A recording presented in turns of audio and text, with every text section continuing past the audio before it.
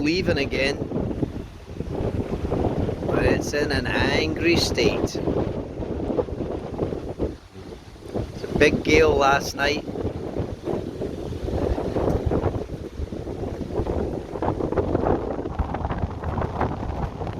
It's a pretty big tree, this one actually, quite a decent size. Blown over by the gale. Tofu, come on this way. Come on, wee boy. Come on, wee boy.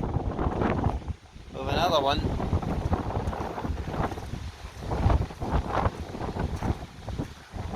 We slept in Glencoe last night, which was very windy. And we've got this one here, also smashed down by the wind.